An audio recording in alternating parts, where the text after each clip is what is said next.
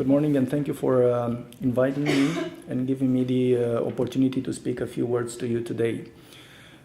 My name is Mugur Varzariu, and I'm a documentary photographer and an ambassador for World Vision Foundation. Most of my social work today is centered on Roma issues, and through understanding, determination, and hard work, I plan to bring my contribution to ending the plight of this extremely challenged ethnic group. Prisoners of retrograde attitudes caused by the lack of education, we do not have any compassion for the weakest members of our society. Sexual and religious minorities, ethnic groups, and in general anyone who is different suffer greatly in my country. Unfortunately, human rights do not count for much in Romania. Evidence of this is the fact that Romania comes near the top of the list when we look at the number of complaints filed against the country at the European Court of Human Rights. And bear in mind, this is just the tip of the iceberg, as not many Romanians possess the education, the financial power, and the strength to fight for their rights.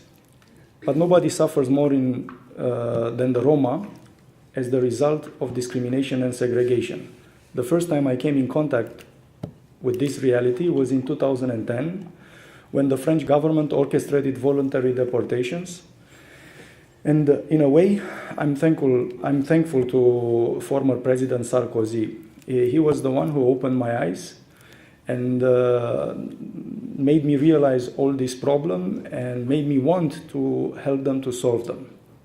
A year later, inspired by the French model of moving Roma from point A to point B, a mayor from Romania, respectively Baia Mare, decided to build a wall whose sole purpose was to segregate the Roma for the rest of the community. Later, fulfilling an electoral promise, he went on to demolish all the makeshift Roma dwellings in the town. It wasn't an isolated case. Forced eviction and marginalization of the Roma are a phenomenon that I have encountered all over the country, from the north to the south, from the east to the west, and so on. The main abuser is the state. As long as no drastic measures are taken against the states that abuse the Roma, this will never stop.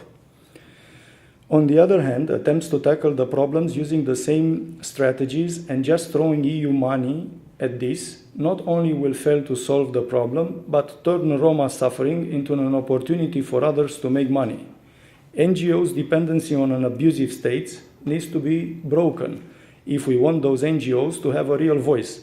Now more than ever, EU needs to seek viable partners for discussions, professionals dedicated to changing the status quo. The EU Parliament should appoint a EU Commission to monitor and match the projects on paper with the actual results in the field. Otherwise, the EU taxpayers' money will vanish and the attempts to integrate the Roma will have the same results as they have up to now. Today, the Roma are prisoners of an unbreakable triangle: an abusive state, the formal and informal Roma leaders of the Roma community, and the lack of education. It's only education that can break this death grip. Nobody and nothing can help the Roma more than education can. For this to happen, we need to create the groundwork for real access to education, not just access on paper. There are still international organizations that come and give 5-minute sermons to the Roma about the importance of schooling, when Roma families have 5 to 10 children and struggle to survive on derisory welfare payments without electricity, heating, or running water. Romania and Europe as a whole urgently need a law that will give impoverished Roma communities title for a period of at least 49 years to the land on which they have built shanties. Hundreds of thousands of Roma find themselves in this situation.